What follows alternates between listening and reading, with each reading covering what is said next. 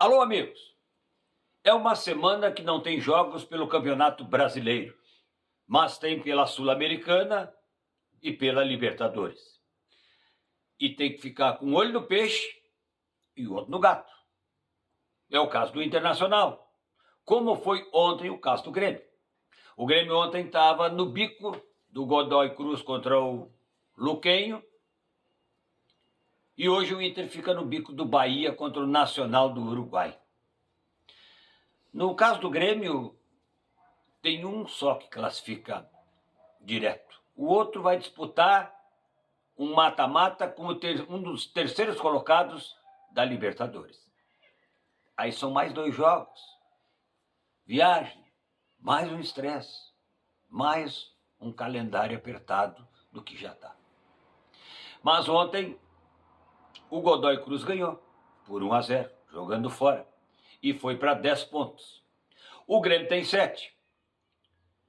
Precisa contra o Atlético Grau, que tem 1 ponto, dar uma pegada, ganhar, para ir para 10, porque depois o Grêmio joga em casa. Aí retorna para casa, diante do torcedor, é outro papo. Pelo menos eu penso que é outro papo. E o Grêmio já está um pouquinho mais, não é ajustados na questão técnico-tática, mas pelo menos com a cabeça mais arejada. Porque, olha, vinha de sufoco em sufoco e não chegava em lugar nenhum. E o Inter hoje fica no bico do Bahia, que joga contra o Nacional do Uruguai. O Bahia que está surpreendendo. Mas quando saiu a definição das chaves, o Bahia estava, de repente, naquela do 3º lugar. Tá certo que era o grupo da morte, mas hoje o Bahia é o coveiro.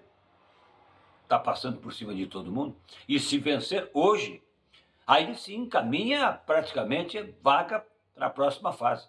E o Inter, ele precisa, amanhã, pelo menos não perder o jogo, para poder ficar com muita esperança de classificação. O Botafogo ganhou, o São Paulo ganhou, o time do Corinthians largou bem e acabou empatando em 1-1, jogando em casa, com a presença do torcedor. O Fortaleza fez 4-0 no Colo-Colo. Então, as equipes brasileiras, elas estão, num contexto geral, se dando bem. E o Flamengo, é a primeira vez que o técnico do Flamengo, o David Luiz, vai para um jogo pressionado. Por quê? Porque ele precisa, na verdade, não perder. E, se possível, ganhar, porque ele perdeu um jogo em casa. Então ele está neste compromisso para o jogo que tem pela Libertadores. Aqui na nossa realidade, eu estou vendo a movimentação, e não é pouca, dos clubes do futebol amador para o regional, que vai começar ali adiante. Inclusive contratação de técnicos, preparador físico. Será que nós estamos falando de amador ou nós estamos falando de um semiprofissional? E se nós olharmos na volta, o profissional está até correndo atrás do financeiro de alguns jogadores do chamado fim de semana. Aquele assunto das luvas está voltando. Eu pensei que era só para goleiro, mas aqui parece que eu quero tanto para assinar, e eu quero tanto por jogo, e eu quero isso e eu quero aquilo. Está pegando. Inclusive, está mexendo e mexendo com força. Mas cada um sabe aonde aperta o sapato. E se cair uma pedrinha, ele sabe também onde ela vai tocar no pé para doer.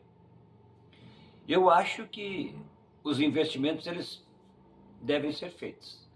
Mas vamos parar depois com a churumela, né? De que está ruim, de que houve isso, de que houve aquilo. Porque para quem está nesse mundão de Deus há horas, e nesse alambique de campeonato de futebol amador, eu não me surpreendo, não. Eu conheço bem os bastidores dessa cachaça. Vamos andar, porque de vez em quando eu tomo um gole dela também, porque nós estamos dentro desse contexto do futebol amador. Mas mata no gosto do peito, segura a bronca, porque é assim que a coisa funciona. Você não pode esquecer de dar uma clicadinha, né? Clica aí, dá uma pegadinha, porque eu estou agradecendo a sintonia de hoje e o carinho de sempre.